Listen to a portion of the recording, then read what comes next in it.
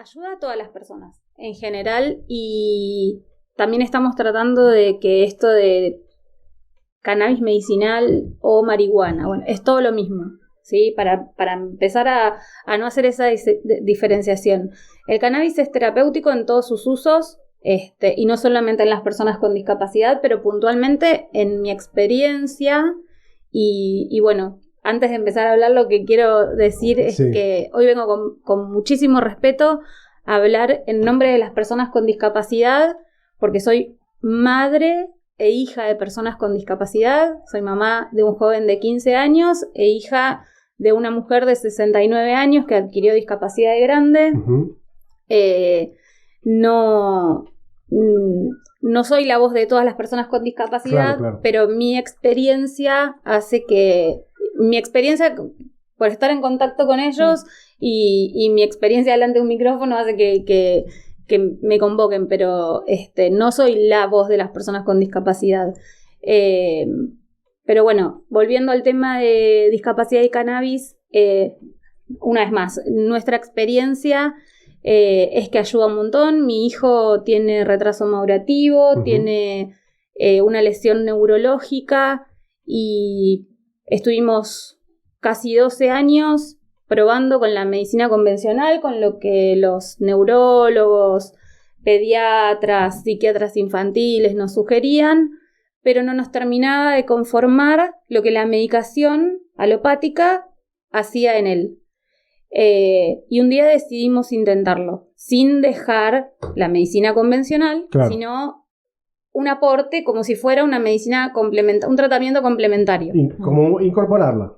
A ver qué era lo que pasaba. Y bueno, sucedieron un montón de cosas re lindas, siguen sucediendo cosas lindas, como por ejemplo no tener que aumentarle la medicación alopática, no tener que aumentar dosis, en este último tiempo retirarle una medicación. Eso en el caso de un niño, ¿sí? Que además está dentro del espectro autista, es no verbal, entonces es hasta si se quiere una interpretación, porque él no te dice a mí el cannabis me hace esto, es una interpretación que hacemos nosotros, que hace la escuela, que hace... Sí, me parece que vos se lo empezás a dar y empezás a notar cosas que a vos te parecen que le hacen bien. Y lo ves más feliz, no lo ves tan desconectado. Digo, pero además hay toda una comunidad, vos nombrabas a la escuela, seguramente los profesionales de la salud que también siguen su situación, que te permiten sacar una evaluación que no sea solamente tu impresión personal, ¿no? Los profesionales de la salud resisten bastante. Ok. Claro, pero esto vos decías, en los últimos 3 años, porque los 12 años anteriores no lo habían incorporado. Nunca jamás me lo habían ni siquiera sugerido. De hecho, no vino del ámbito de la medicina. La propuesta... Una búsqueda por fuera de ustedes. Fue una búsqueda totalmente, sí, a través de lo que uno iba viendo en los medios, de la experiencia de otros, de conocer cultivadores. Uh-huh. Bueno, acá hay un programa específicamente en esta radio y la verdad que está buenísimo. Lo viernes, 20 horas. Sí, los amigos de... Bueno, Pablito también, uh-huh. Pablito, Finito, Ludmila...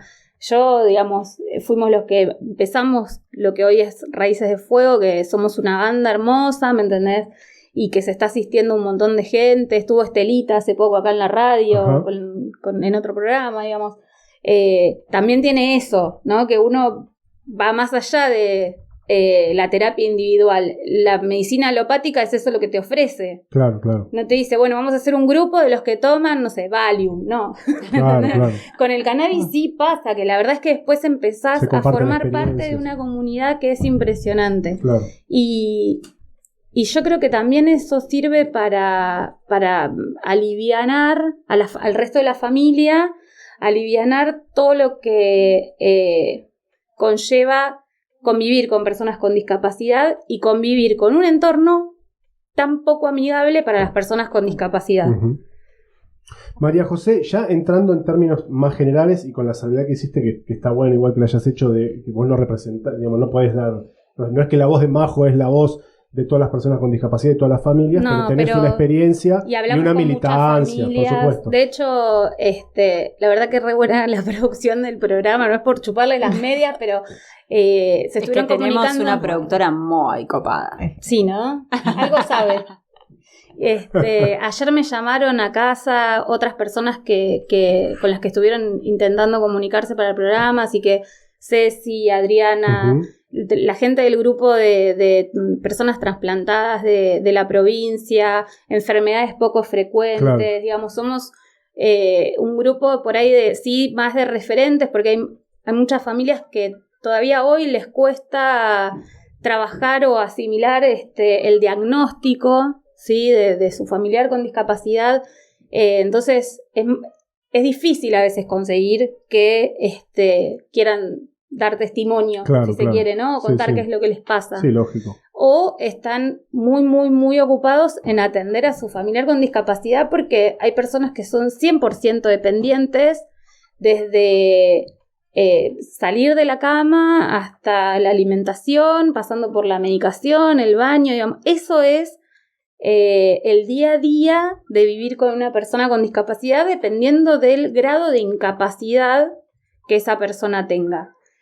El problema es que a todo esto que yo les cuento, porque el problema no es la persona con discapacidad o la discapacidad de la persona, el tema es toda la burocracia que conlleva en nuestro país y en nuestra provincia y en nuestra ciudad hacer que los derechos de las personas con discapacidad, que están escritos hace un montón de tiempo, que hay legislación vigente, que hay una convención internacional con rango constitucional en nuestro país, se cumpla. Entonces, el problema principal que tenemos las familias de las personas con discapacidad es la burocracia. Es la primera barrera que nos hace, hasta te diría a nosotros, personas incapacitadas, porque ya llega un momento que son tantas que vos decís, no puedo más.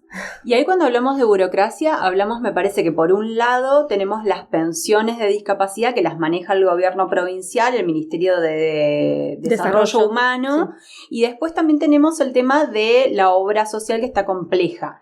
Empecemos por las RUPE. Hay una demora en las RUPE, no están saliendo, ¿qué es lo que está pasando y qué les dicen a ustedes desde el ministerio? Bueno, la demora es histórica.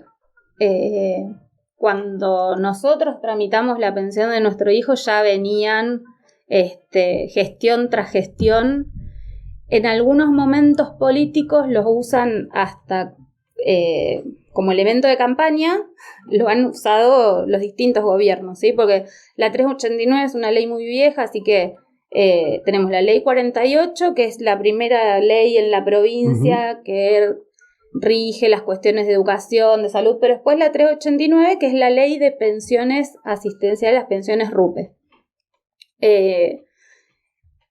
Entonces, parece como que juntan para que en un determinado momento les sirva políticamente, pero eso que juntan son un montón de historias de un montón de familias. Ahora, por ejemplo, había un caso puntual de una mujer de Río Grande con una enfermedad crónica terminal como es el cáncer, a la que le estaban demorando el CMO, que es uno de los papeles que se necesita para hacer el trámite de pensión, y en el medio se va deteriorando la vida de las personas, digamos, y ni hablar... Sí, los tiempos no son los mismos. No son los mismos. Si bien nuestra ley ni la ley ni la reglamentación establece que haya una diferenciación entre caso social, caso no social, digamos, no es la pensión por discapacidad no es solamente para personas en estado de vulnerabilidad, que integren una familia en estado de vulnerabilidad, perdón.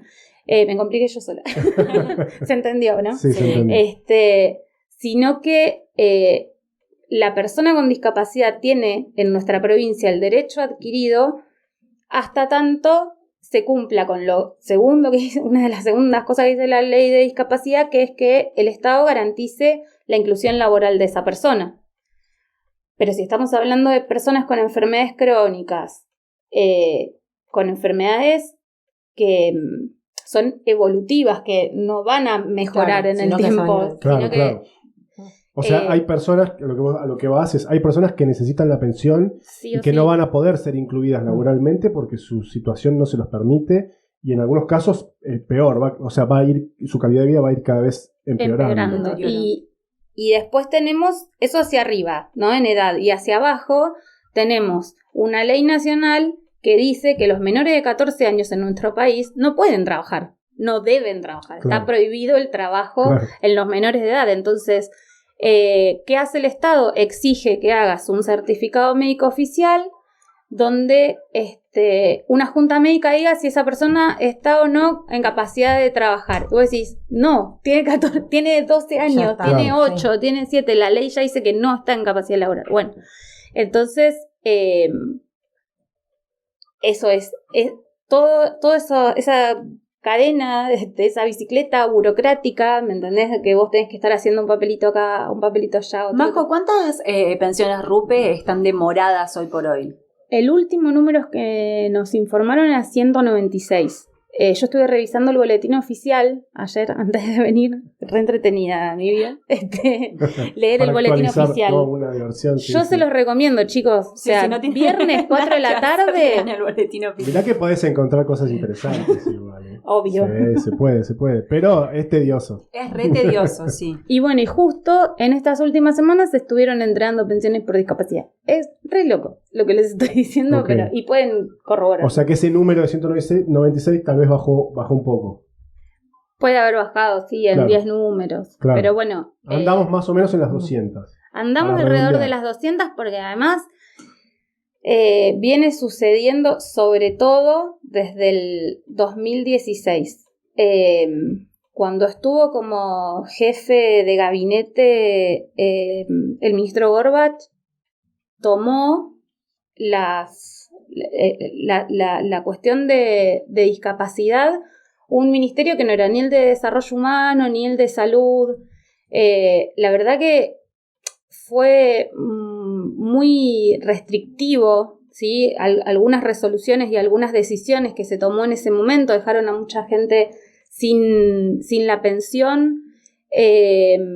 Si bien se hizo un trabajo de rever cuál era la situación de cada familia y había personas que no estaban viendo en Tierra del Fuego, entonces dijeron que las personas que no estaban viendo en Tierra del Fuego no podían ser beneficiarias de la pensión, y digamos, por ahí hacía falta un poco de orden, pero después ya se usó de una manera muy restrictiva. Entonces, eso más las leyes 1071 y 1072, que son específicamente con el tema de la obra social, hizo que también mucha gente quedara sin poder tener OSEF. Entonces eso también le quitó derecho a las personas con discapacidad en nuestra provincia.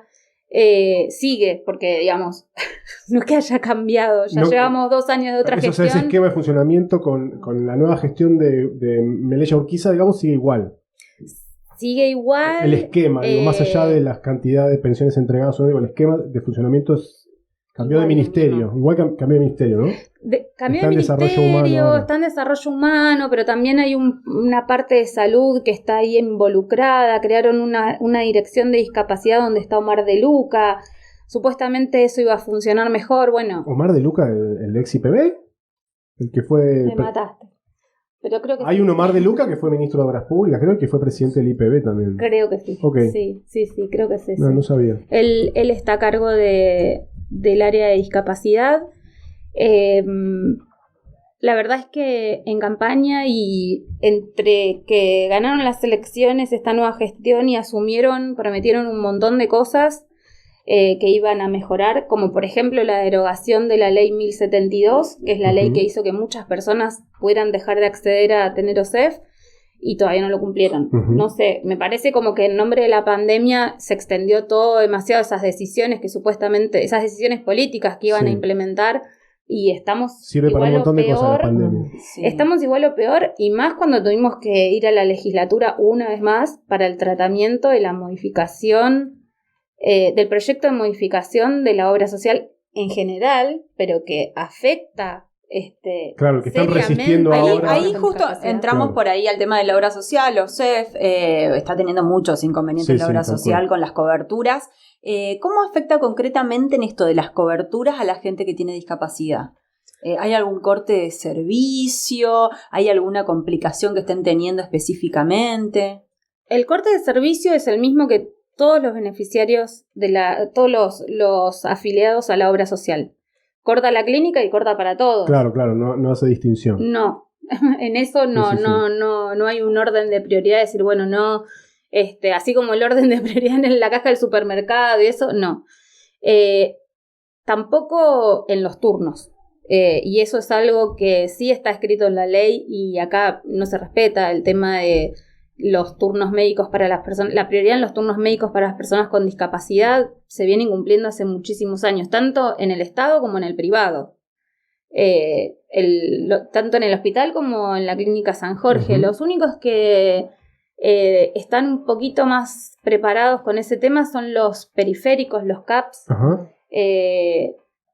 Han trabajado mucho internamente el tema de la atención a las personas con discapacidad. Creería que en casi todos los periféricos por las distintas personas con las que hemos conversado. Pero bueno, es un tema ir a sacar un turno para sacar sangre, es un tema hacer un estudio, hasta es un tema ir a vacunar a una persona con discapacidad. Pero bueno, en algunas cosas lo que prevalece es la voluntad de los operadores. O sea, muchas veces sucede que en vez de que lo tengas que llevar a vacunar a un centro de vacunación, la enfermera se copie y venga hasta tu casa y te vacune en tu casa. Pero ahí hay un tema de voluntad. Pero ahí es un tema de voluntad, no es un tema de María reglamentación. José, el proyecto que presentó el Ejecutivo Provincial para modificar OSEF, en el caso puntual de las personas con discapacidad, ¿cambia en algo? O sea, ¿lo modifica o no? Mira, lo que más nos llamó la atención, en los últimos 4 o 5 meses, es que OSEF empezó a hablar en lugar de hablar de cómo están denominados por ley, enfermedades poco frecuentes, tratamientos de las personas con discapacidad, está hablando de enfermedades catastróficas. Sí, es como eso que nos dejó la pandemia. ¿Se usa ese término o es un invento jueguino? No, llamativamente. No se les cayó esa idea a ninguno por acá. Tuvimos una reunión en marzo con la ministra de Salud en Casa de Gobierno y nos comentaba que en las reuniones federales que hacen de salud, COFESA, se está hablando de esa forma desde que pasó la pandemia, esta nueva categoría, ¿no? De enfermedades catastróficas. Lo que sí me parece es que hicieron una interpretación un poquito exagerada. O sea, una persona con discapacidad, un paciente crónico, no es una enfermedad catastrófica. ¿Qué les claro, dijeron eso que iba es a preguntar qué abarca o qué hay una definición, pero como sucede con estas cosas, cuando no está reglamentado, queda a interpretación de quien va a llevar, ¿no?, el mensaje. Bueno, y lo que vos decís es metieron a todos ahí adentro, en este proyecto.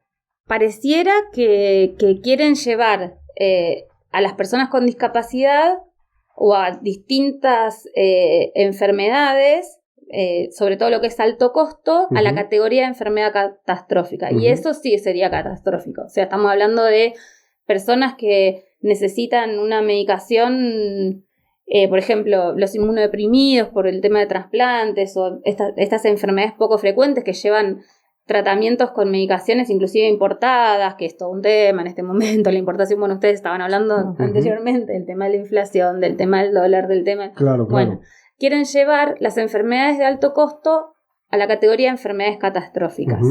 Y la verdad que es bastante turbio, no está claro porque todo quedaría a decisión del directorio de la obra social, digamos, yo creo que si te cubren o no. Exactamente, claro. O de qué manera, ¿viste? Cuando hoy no están pudiendo cubrir el reintegro de la prestación del acompañante terapéutico, o sea, como no están pagándole a la clínica, como no le están pagando a otros prestadores, a las farmacias, claro, ¿viste? Entonces, ahí nosotros vemos el riesgo, por eso fuimos como 6 representantes de la comunidad de Ushuaia a la legislatura y en más de una oportunidad hablarle a todos los legisladores de que por favor no pueden seguir pensando que este es el proyecto que van a llevar a la legislatura, porque la verdad es que deja muchísimas familias afuera. Estamos hablando de casi 1.900 pensionados RUPE en Tierra del Fuego. Sabemos de familias que son beneficiarios de OSEF porque mamá o papá trabajan en el estado provincial y que sus hijos no tienen RUPE. pero también son Pero son, pacientes con claro. discapacidad. Claro, claro. Las 1900 familias sí son, las 1900 RUPE sí tienen OSEF. No, porque No desde necesariamente. que salió la ley 1072, muchas personas quedaron afuera de OSEF. ¿Viste? Es todo un... Podríamos estar... Claro, no puedes hacer una lectura lineal porque Claro. hay distintas normativas que le han permitido más acceso o menos acceso a distintas familias. Básicamente la ley 1072 dice que, por ejemplo, si yo soy empleada del Estado, Sí, tengo un hijo, mi hijo tiene mi obra social, pero si el papá de mi hijo trabajara, no sé, en la fábrica y tuviera, creo que es WOM, sí, Sí. claro, ponele, sí. WOM, bueno, Sí. tiene que tener WOM, no sé, porque ya estaría cubierto, Ok, ¿sí? sí. O sea, si sí, tiene una obra social privada, No puede tener las dos. el otro padre, o digamos, sindical. ¿Y eso o por qué es un- No, prepaga, olvídate. Si tenés prepaga, ya sos Claro. un monstruo prácticamente. Te digo porque hay gente que trabaja en el banco, por ejemplo, en el Banco Provincia, que tiene hijos con discapacidad y como los empleados del banco tienen OSDE, no pueden acceder al beneficio de OSEF.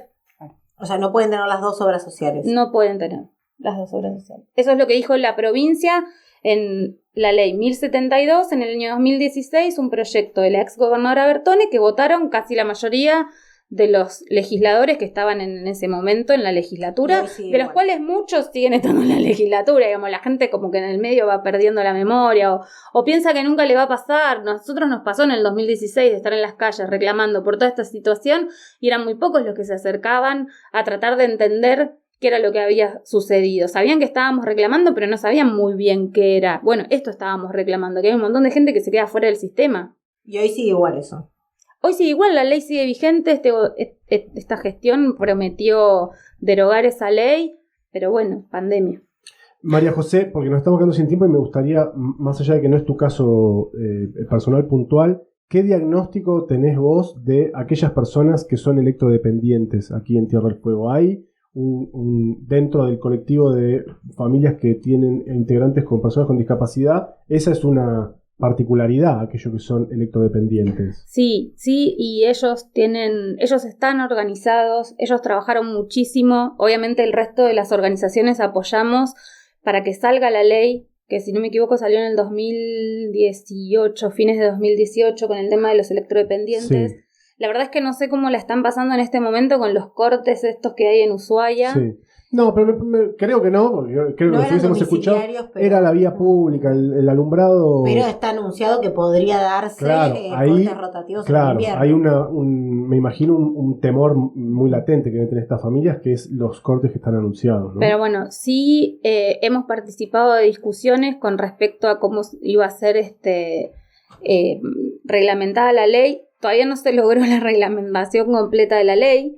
Está como parcialmente reglamentada. Está parcialmente reglamentada porque tanto la Dirección Provincial de Energía como la Cooperativa Eléctrica en Río Grande tienen obligaciones que cumplir. Es gente que realmente no puede estar sin luz, ya sea electrodependiente, puede ser una persona que necesita sí o sí de la refrigeración para una medicación, Ok.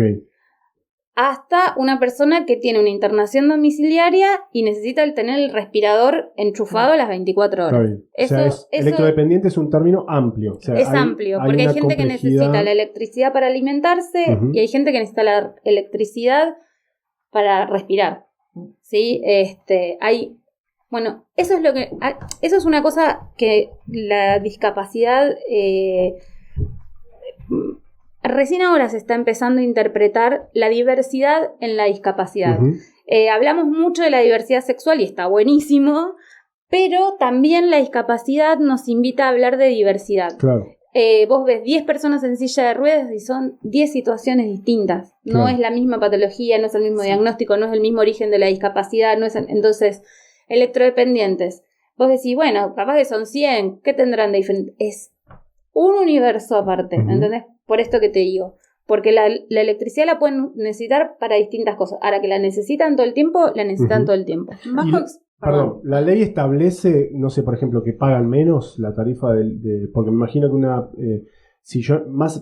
refrigeración capaz que la usas en una heladera, pero una persona que necesita poder respirar. Me tocaste un tema que cuando lo fuimos a discutir con quien era el director de energía en ese momento, con Ledesma, la verdad es que el planteo fue tremendo, de que si no le iban a cobrar la electricidad a un hogar, iba a ser solamente la electricidad que usara el paciente electrodependiente, que cómo iban a hacer para cobrar el uso de la luz para la heladera, para el televisor o para la carga del celular de la familia del electrodependiente. Sí, chicos, les juro.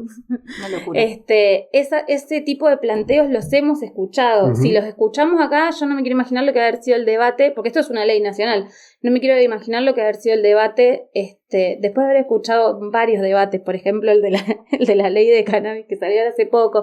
Este tipo de planteos, hay sectores de la política que los siguen haciendo. O sea, pensando no en ampliar derechos para personas que están en estado de vulnerabilidad, sino en cómo restringirle al entorno, cuando en realidad vos tenés una familia, vos tenés un paciente con discapacidad o electrodependiente, y vos tenés una familia, ¿me entendés?, que está en torno a esa persona, porque además no hablan de pacientes, pero primero que nada estamos hablando de personas que necesitan... La sociedad además no está preparada para incluir, o sea, todo está preparado pareciera para ponerte excluir, una valla o para dificultártela, entonces en vez de darle una mano a esa familia que ya está complicada por la situación que le toca, le pones más palos.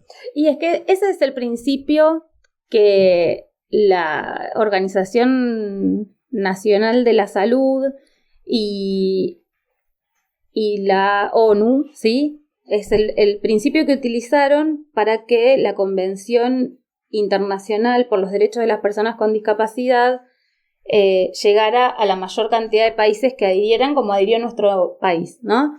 Que lo hizo además con rango constitucional. El concepto de la persona con discapacidad fue cambiando a lo largo de los años, y eso estaría buenísimo si un día quieren ampliarlo, porque, no sé, en el año 1500, si buscas hasta el arte, retrataba a las personas con discapacidad como monstruos, como seres... Claro, ¿sí? claro. Hasta en la mitología encontrás cosas que en realidad esa mitología está hecha en base a personas que tenían alguna deformación, pero producto de una discapacidad, no porque haya sido, viste, un ser, no sé, divino que bajó del cielo. Tal cual. Entonces fue cambiando. En estos últimos años cambia el paradigma de la discapacidad y no es la persona con la discapacidad, es un entorno que no es amigable para esas personas. Entonces, no es el entorno amigable y encontramos un montón de barreras para las sillas de ruedas, para caminar con muletas, para las personas que no pueden...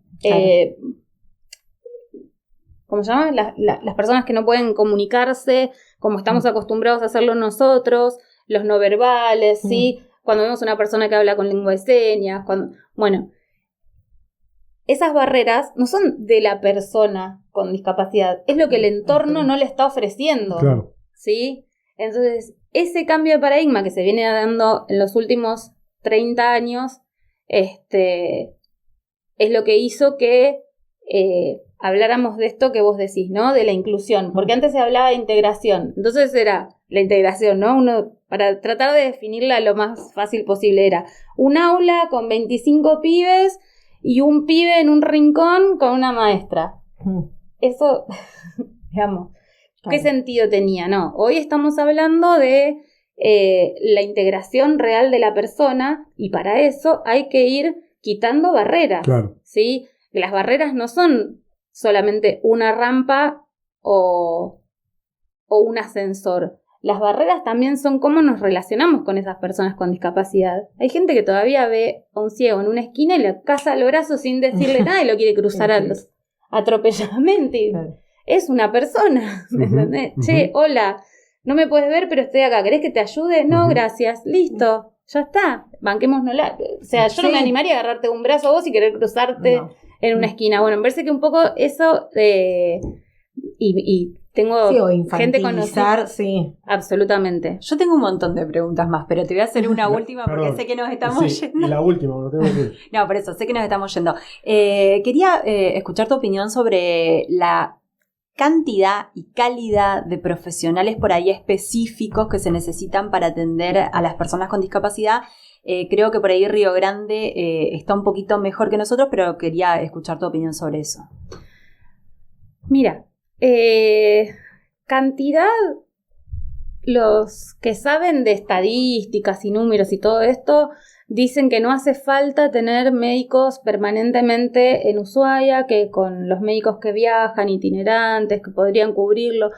Yo la verdad es que creo que un médico que viaja por 4 o 5 provincias y atiende a entre 600 y 800 pacientes a cada provincia que va en menos de 48 horas, digamos, a mí no me parece que eso sea una atención de calidad, ¿sí?